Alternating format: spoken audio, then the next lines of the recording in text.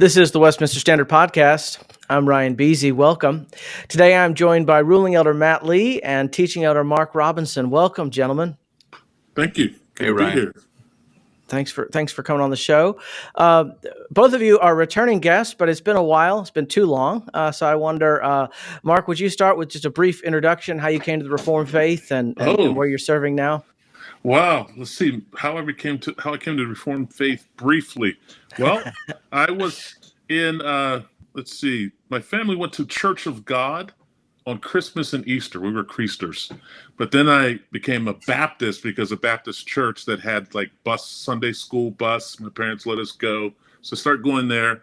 And then just to make a long story a little bit shorter, I had a couple friends in college who we would get together, and sometimes we'd read Packer or Calvin or Spurgeon.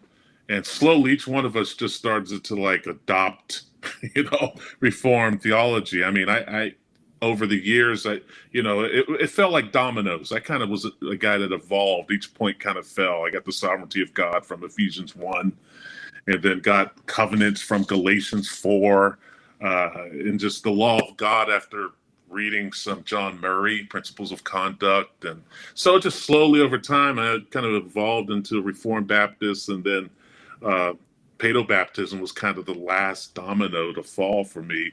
And then I kind of moved over into the PCA, into the culturalist wing of the PCA in New York. Was ordained at Redeemer Presbyterian in Manhattan after going to seminary at Westminster in Philadelphia.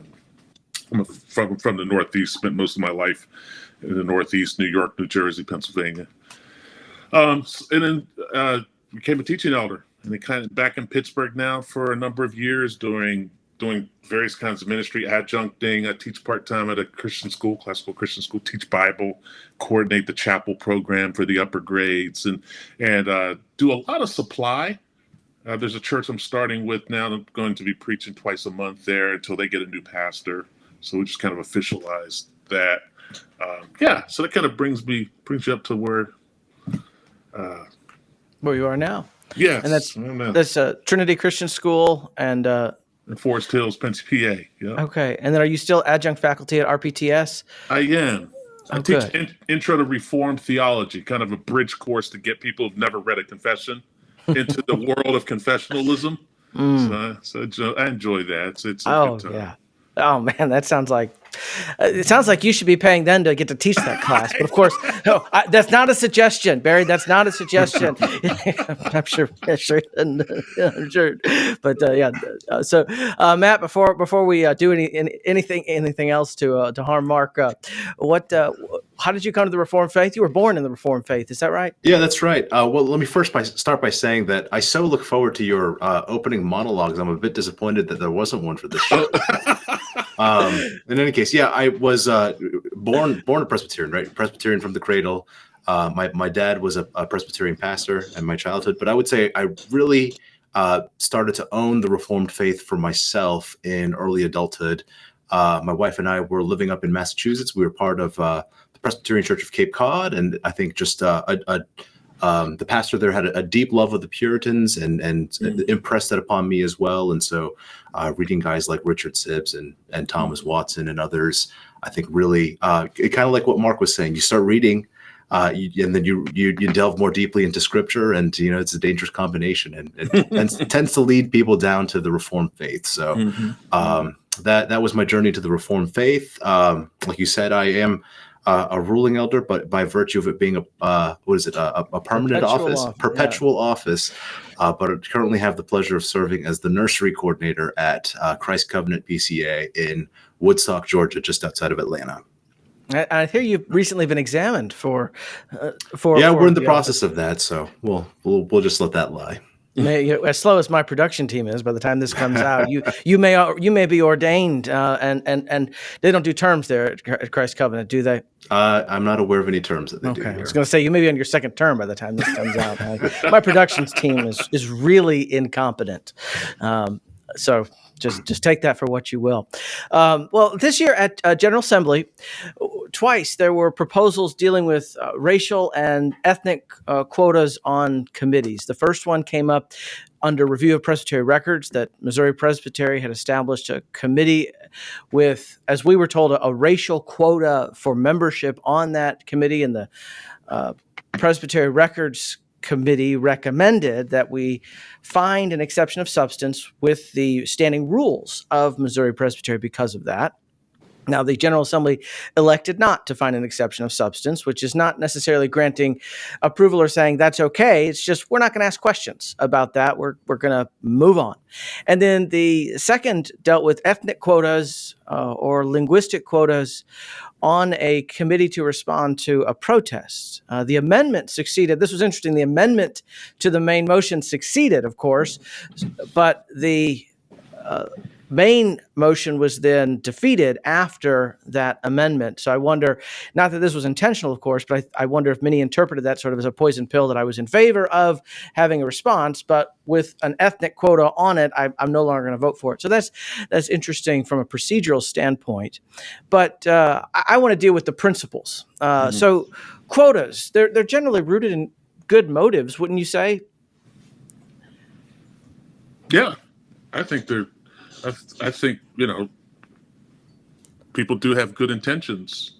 Yes. Generally, when they propose quotas, of course, that doesn't determine the ethical quality of the thing they're trying to establish. It's just one component, right? Right. Yeah. So, and I want to say that at the beginning, that we're not trying to impute motives. We're not saying that this was a nefarious desire on the part of brothers. But normally, a quota is out of a desire to involve those who are on the fringes or perceived as being on the fringes.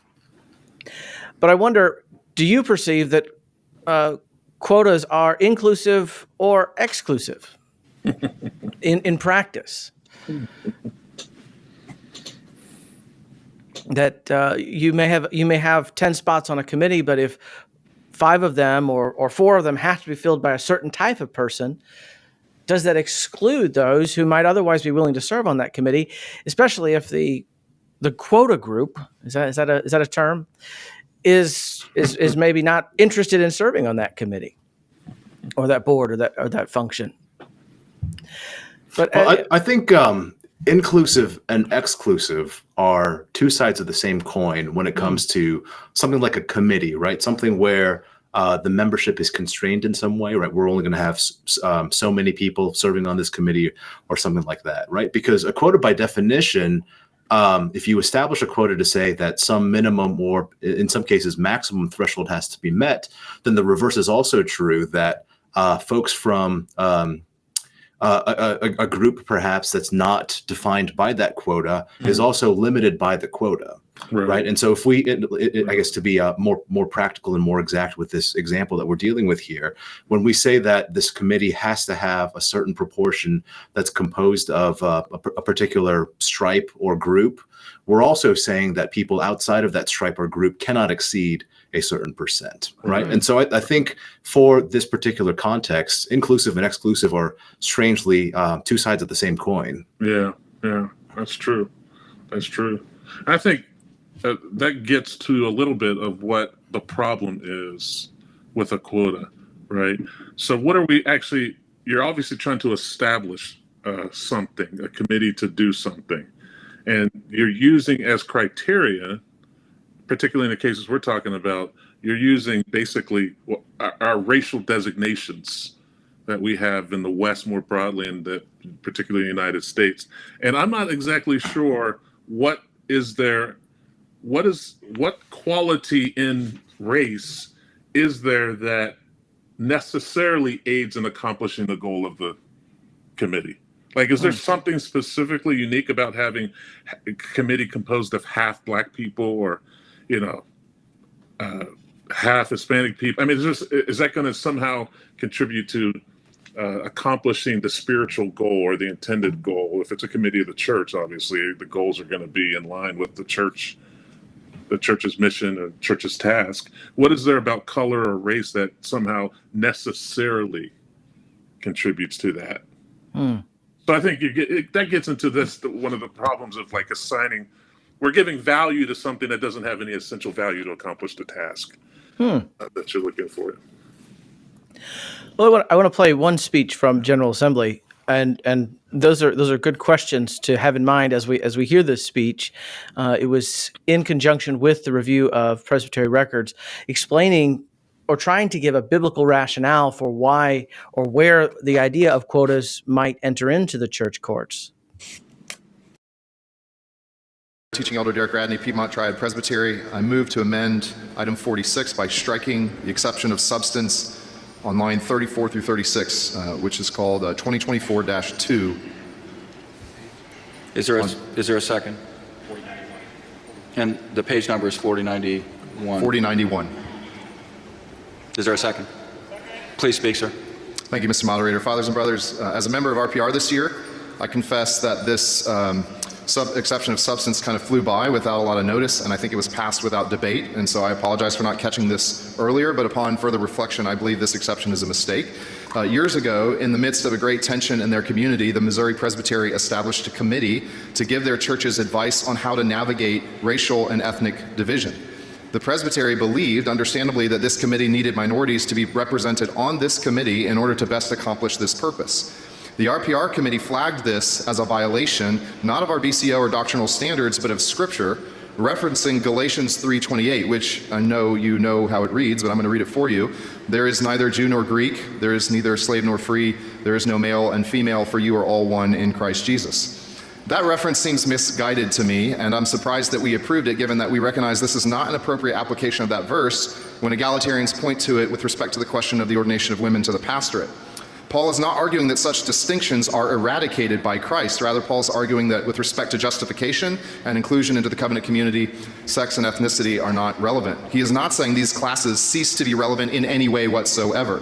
Within the life of the church, these categories still matter, as is evident from Acts 6, where the apostles considered it appropriate to appoint the first officers of the church from among Hellenistic Jews and a Gentile convert, because the daily distribution of widows was not equitable and favored the Hebrew widows. So contrary to the RPR committee, with respect, I believe ethnic considerations for committee membership is completely appropriate in some circumstances, especially since this provision is not an exclusion of any particular group, but a requirement that minorities be included. That seems completely reasonable and in no way a violation of Scripture or our Constitution, so please vote to strike this exception. Thank you. All right. Well, that was a very well-reasoned speech. Rhetorically, I thought trying to give a counterpoint that it is inclusive, not exclusive. But as Dr. Lee, you have already pointed out, there's really that's a distinction without a difference. So the instance offered is Acts 6, where the Greek-speaking widows are being overlooked in that daily distribution by the majority Hebrew-speaking church. And I have always found it interesting the way the apostles, the elders, understand and address that situation. It's basically, see to this matter for yourselves, because we literally cannot add anything to our plate. Such crucial wisdom for any kind of ministry. But do you see this? And Acts 6 is on the screen for either of our viewers to look at. Do you see this as a quota system? So, were the Hebrews excluded by the court, by the session or the presbytery of the apostles and elders? Did they say you pick out 7 Greeks from among you and they're going to oversee it, since obviously we, the Hebrew majority, can't handle it? How do we get 7 Greeks or 6 Greeks and 1 Greek convert? So I guess before we proceed further in that conversation, I think it is worth pointing out that race, ethnicity, they seem to be at play here, right? Because of, I think, the way in which Teaching Elder Radney framed his speech, and also the reference to the Hellenistic Jews in this passage, Acts chapter 6. But the standing rules of Missouri Presbytery that you shared with us, it doesn't use words like ethnicity or race in describing the quota that needs to be met for the membership in this committee. It actually says minority culture. And I did search throughout the rest of the document. They never define what minority culture means. And so I think, for the purpose of having a constructive conversation, since clearly the issue at stake is related to race and ethnicity in some way, I think it's fine to proceed talking about that. But I think there's also the challenge of what exactly kind of quota are we dealing with here? Yeah. So I think that's worth saying. Mark said earlier that teaching that quotas usually do have good intentions, and Right. as you put it, Ryan, the intention is to include persons of a particular group that might be seen as kind of fringe or neglected in some way. Certainly was the case in Acts chapter 6, where widows of a particular ethnic group were being neglected with the distribution. But at the same time, even with that good motive, there are often unintended but adverse consequences of having quotas. And I think Mark put it well when he said that what is it about race or ethnicity inherently that contributes to the conversation in some way, right? I think some of the unintended consequences of particularly racial quotas would include things like tokenism, where people are considered to be brought to the table to have a conversation, a seat at the conversation. I'm sorry, a seat at the table. I'm mixing metaphors here, right? A seat at the table merely by virtue of their race, as opposed to their actual merit and the actual contributions that they can make to the conversation. Right. And then, as a result of that, we start to have things like, in my field, education policy, we call it the tyranny of low expectations, right? If we start to put merit on a category that the Bible doesn't tell us to regard as a positive or a negative, in terms of meritocracy, then we start to impose these low expectations and say, well, you're only part of the conversation because you're of a particular stripe that needed to be satisfied because of a quota that we imposed. So I think going back to all of this to say back to the Act 6 conversation, right? The fact that was it 6 or 7 men who were chosen to be deacons all bear Greek names is probably relevant in the sense that perhaps they were more sensitive to the issues at hand. But I think it's a little bit of a jump to say that there must have been some sort of quota imposed to come to that conclusion, right? By way of analogy with the Missouri Presbytery Committee, I would have been totally fine if the entire committee were composed of whatever cultural minority group is intended to be benefited by that quota, if those men are all chosen by virtue of the merits of what they're bringing to the conversation. Yes. Make the whole committee that way. If you really think that they're going to serve the committee best, that's wonderful. But don't make it because of some other characteristic that is not necessarily related to their merits and their character, as we see so richly described in this chapter. Yeah, that's an excellent point. We tend to skip over when people appeal to this passage to justify racial quotas or the like. They tend to downplay or just forget the initial qualification for why those 7 people were selected. It says, "Choose from among you 7 men of good repute, full of the Spirit and of wisdom." So the spiritual is way above the racial.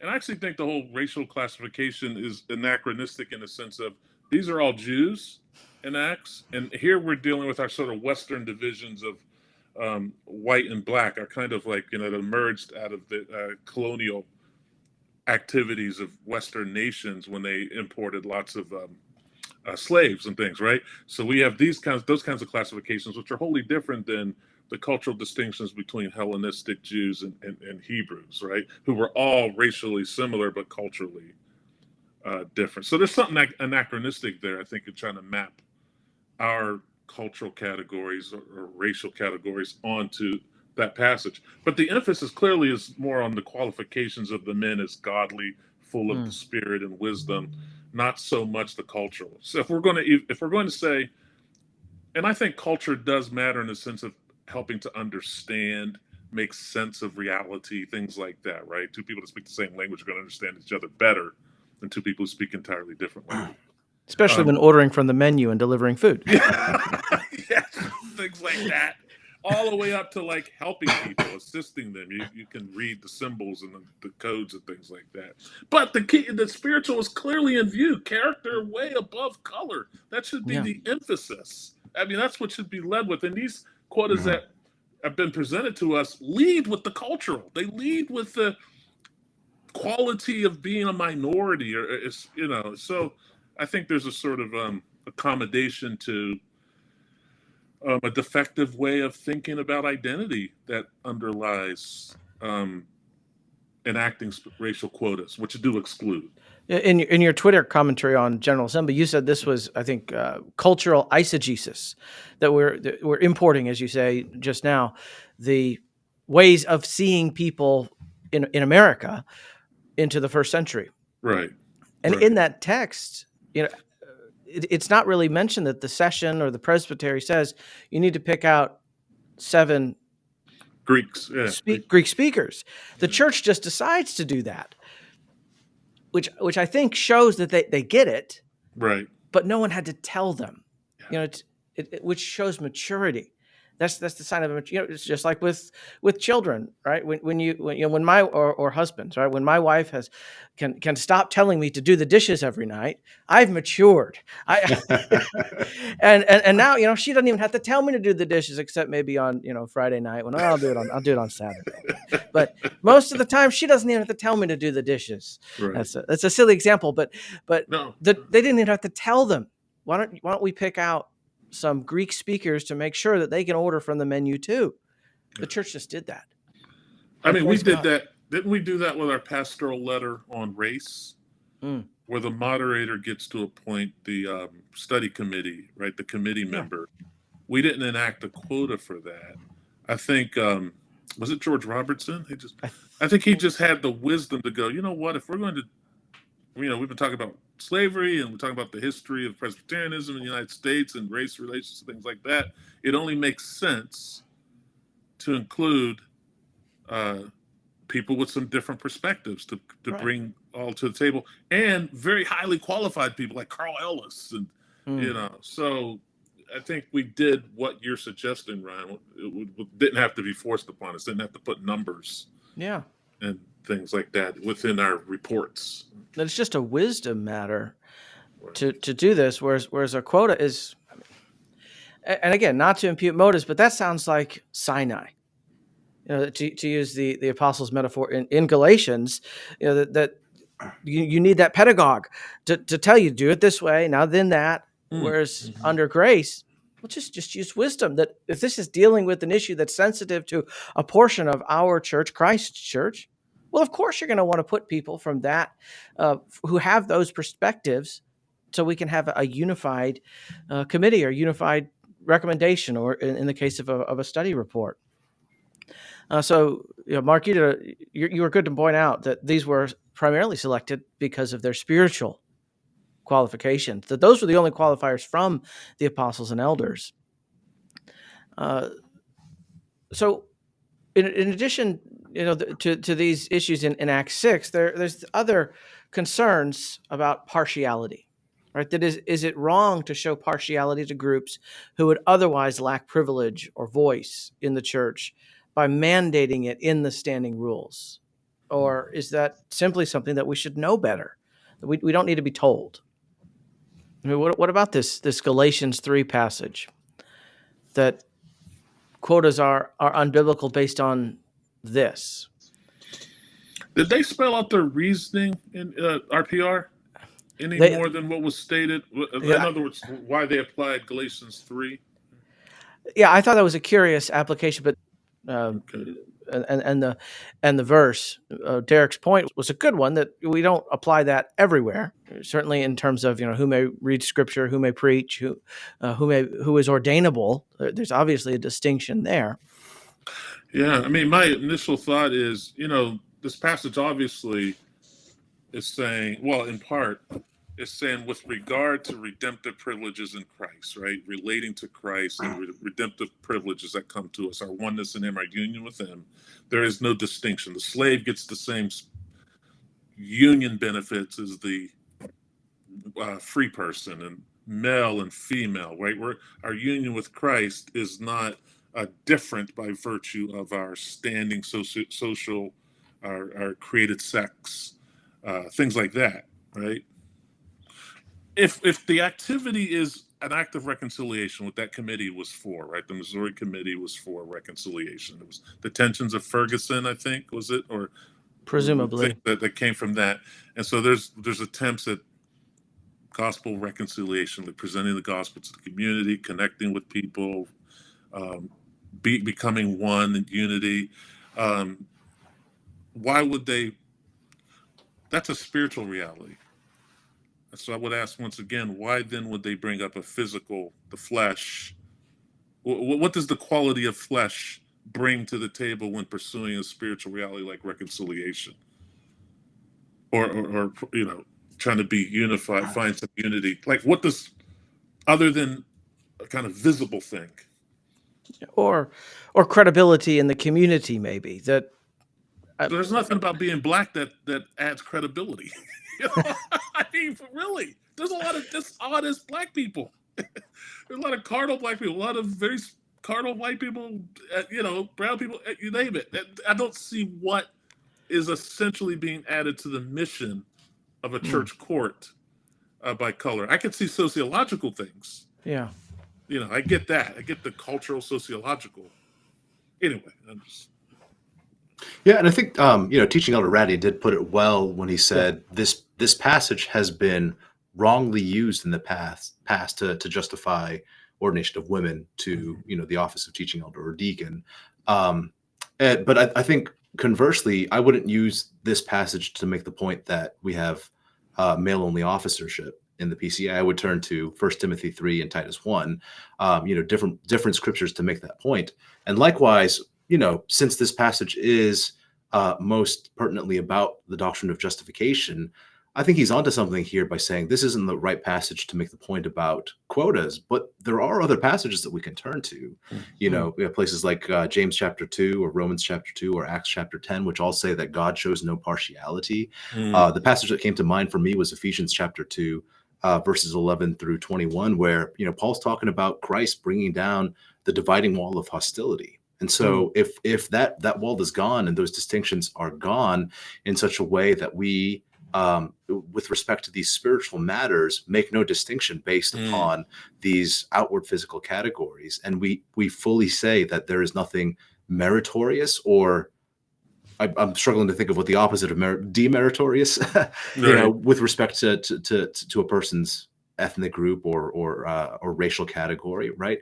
Then on that basis, we would deny biblical grounds for racial quotas. As I said earlier, it's the same side of two sides of the same coin. To say that there must be a quota for one particular one means we don't want more of another particular racial category, or we don't want that number to exceed a certain percent. We're saying there's a limit to how much you're bringing to the table in terms of the conversation, and that I think is showing partiality against particular persons.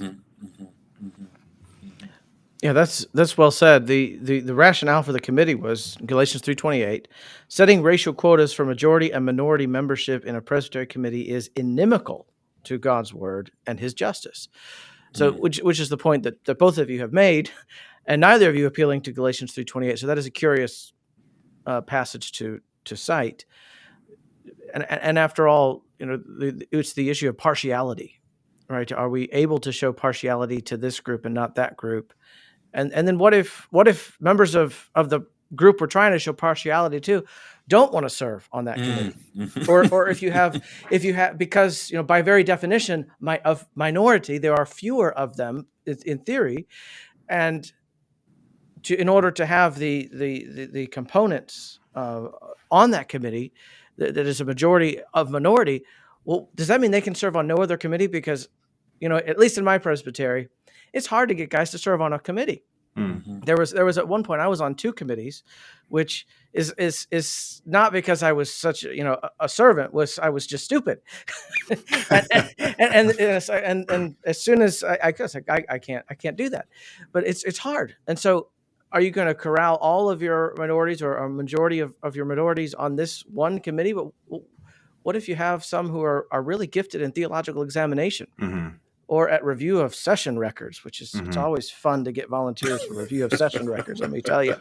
Uh, but Yeah, that's a great observation, right? And we were talking earlier about adverse consequences, unintended consequences Hmm.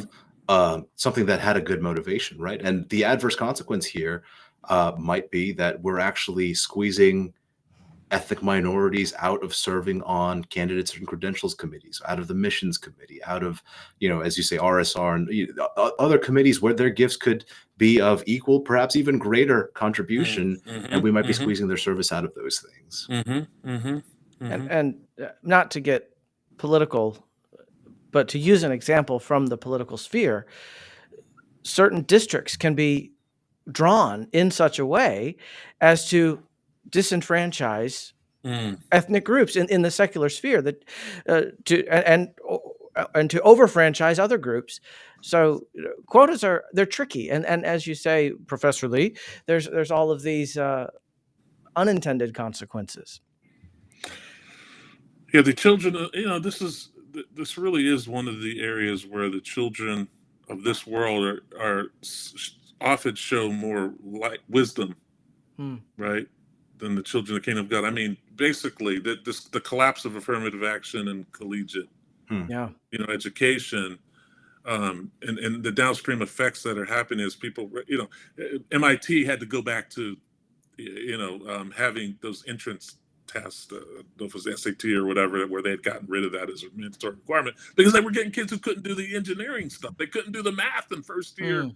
Hmm. So they're wising up, seeing the deleterious effects, like the lowered competency, the just kind of watering down, but having a colorful group of people, but no one, the mismatch effect, people Hmm. not being at the colleges that they actually could thrive in, because they've been admitted to ones where they couldn't thrive. So they actually showed wisdom in some ways where the church, in some pockets of the church, that, aren't showing it yet.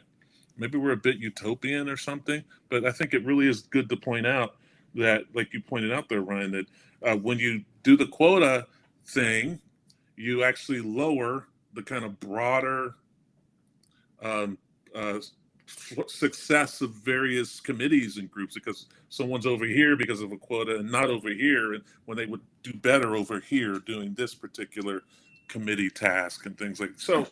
I think we can look to the political, the gerrymandering, and look at the collapse of DEI before our eyes in college Hmm. admissions, and hope that it doesn't extend into like bridge building and infrastructural things, and lose it in airline, things like that. Yeah. Like not screwing on bolts on a Boeing jet or something. Because that- you're a DEI hire, which not to denigrate any individual person necessarily, they just are better fitted somewhere else. But Boeing wants to pay them a whole lot of money because they happen to have a certain identitarian, Hmm. quality, and they can't do the job, and that job has severe consequences for failure. I think that's a really interesting point, in terms of, again, the good motivation behind getting rid of the standardized test admissions requirements.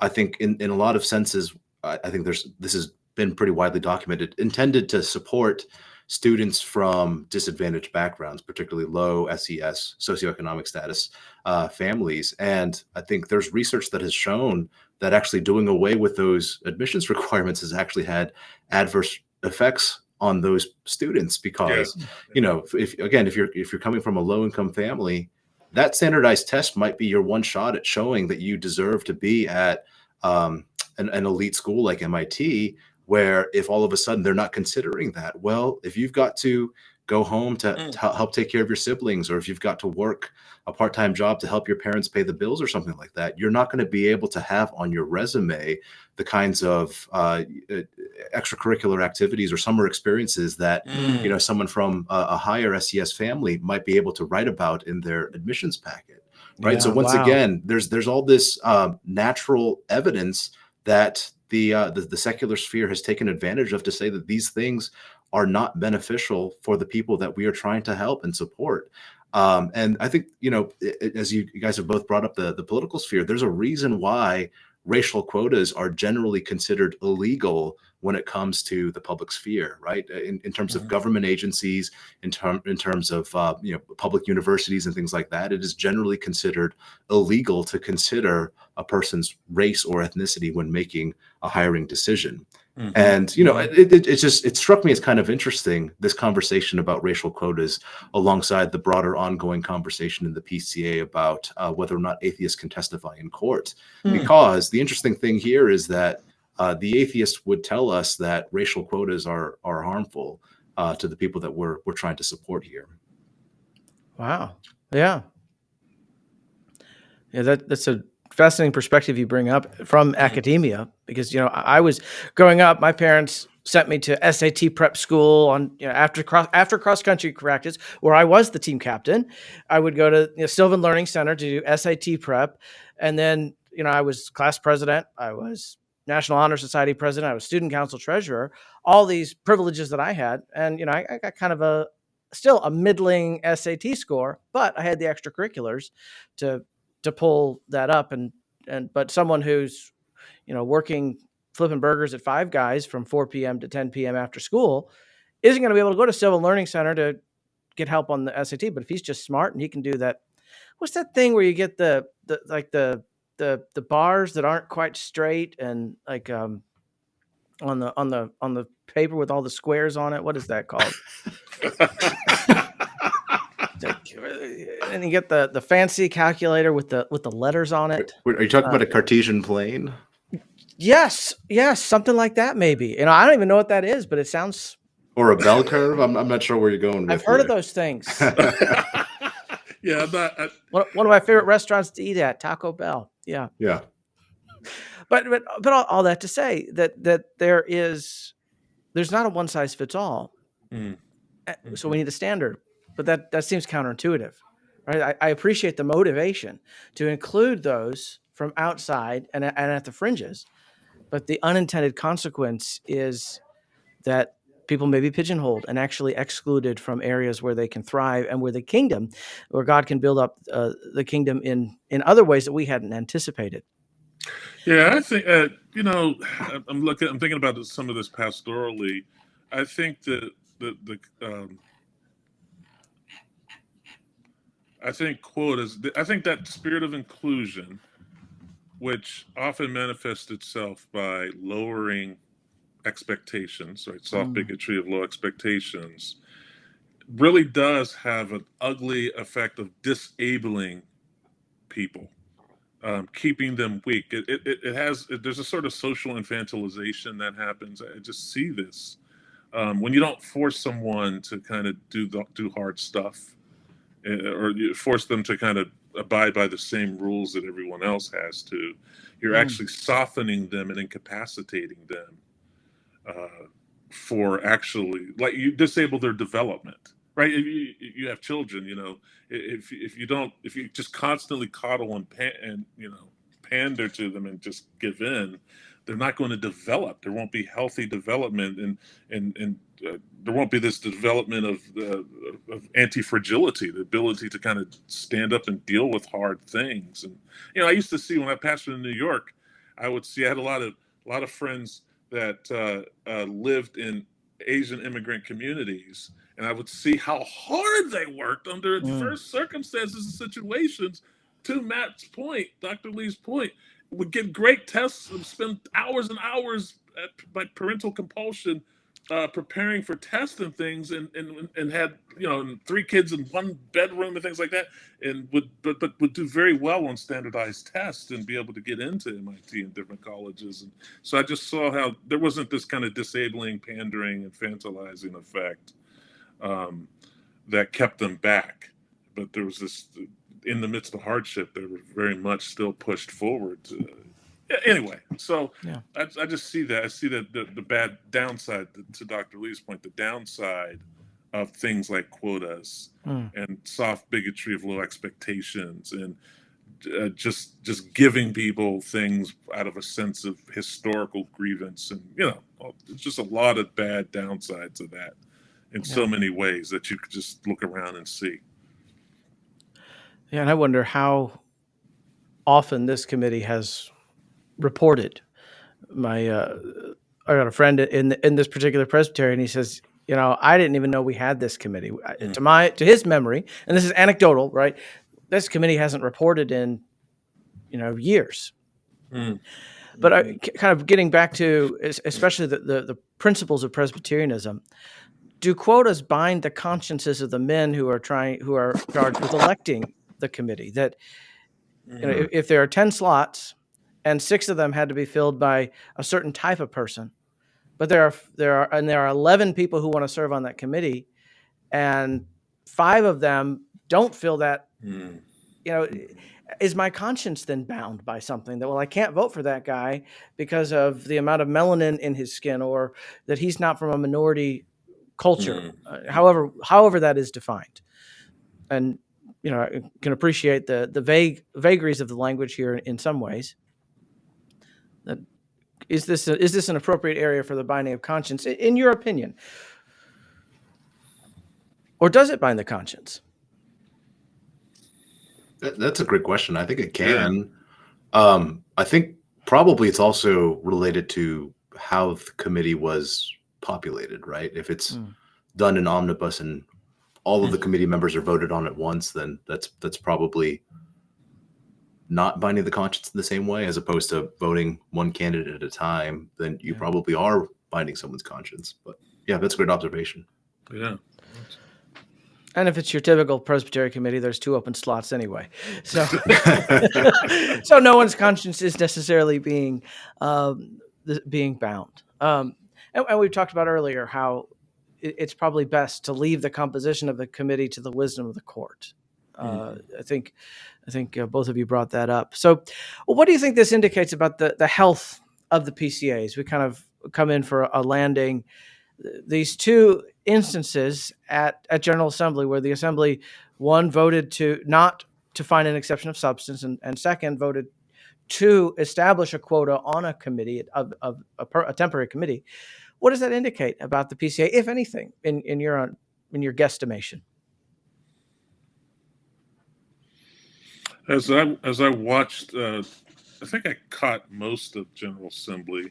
I think these were the 2 most notable examples where I wondered maybe about some aspects of the health of our denomination. But I think overall, I really think the denomination is flexing in a thoughtfully countercultural but deeply Christian, increasingly more Presbyterian direction.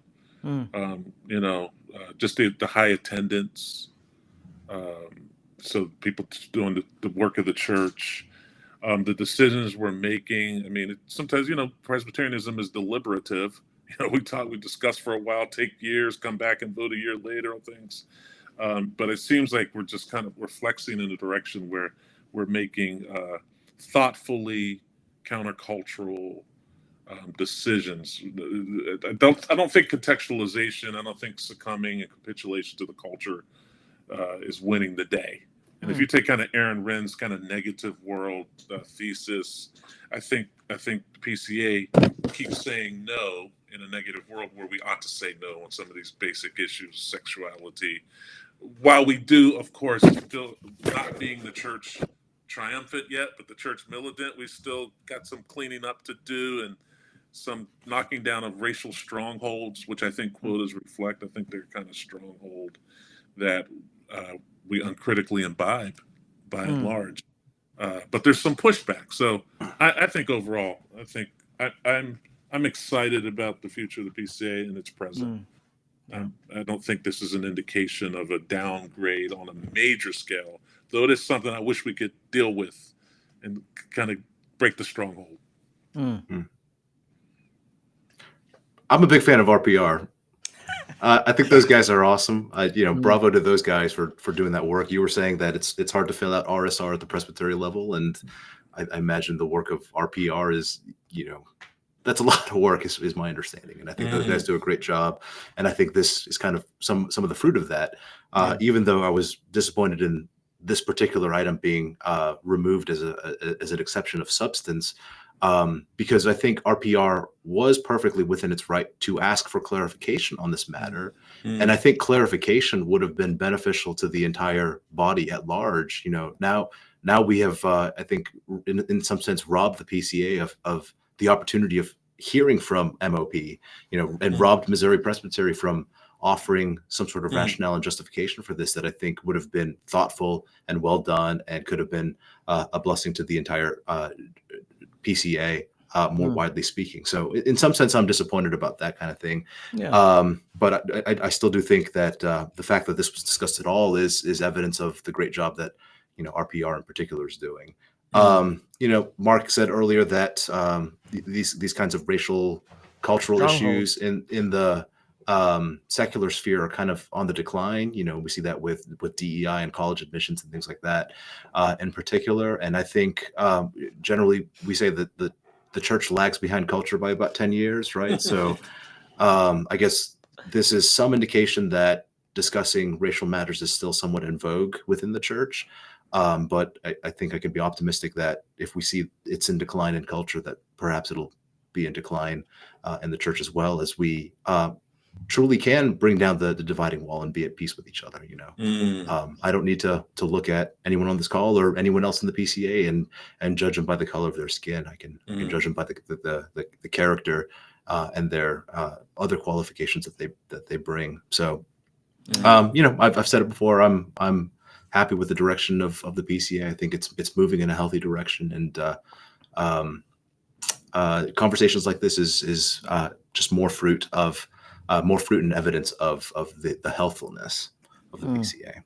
I agree, and I wonder, especially in light of some of the things you two have just said, does the Assembly's unwillingness to find anything wrong, to find an exception of substance with this standing rule, and the Assembly's willingness to establish a quota for a temporary ad hoc committee, does that indicate that the PCA is sensitive to the concerns of those outside of majority culture, that the PCA does want to be inclusive, that we do have a healthy way of thinking about race and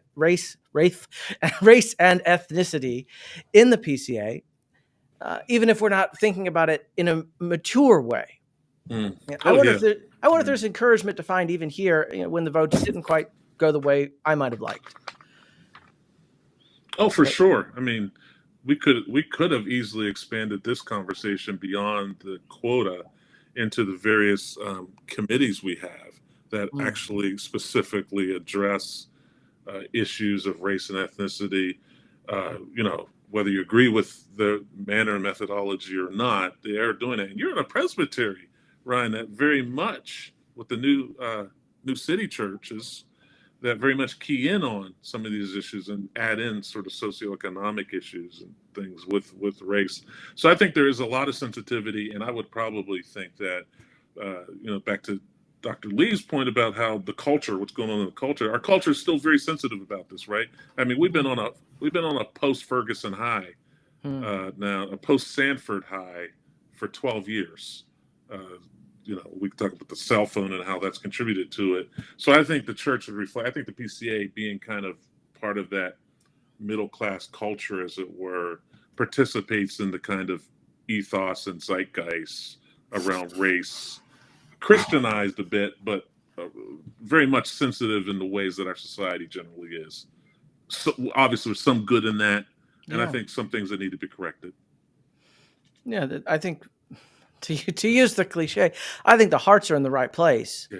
I think the mind needs to come along and mature and bring some better understanding to that heart. But I'm still, even in this discussion, on these issues, I'm very encouraged about what the Lord is doing in the PCA.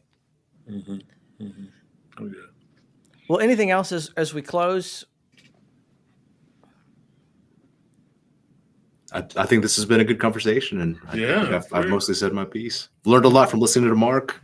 Yes, thank you, Mark. Thank you, Matt. I think we've settled the issue. I don't think we'll ever have another discussion about quotas ethnicity, language, culture in the What PCA game. I wonder, Matt, why don't you lead? You sound like you should be leading some of these GA sessions. You ever That's like kind write of you. proposals for that or anything?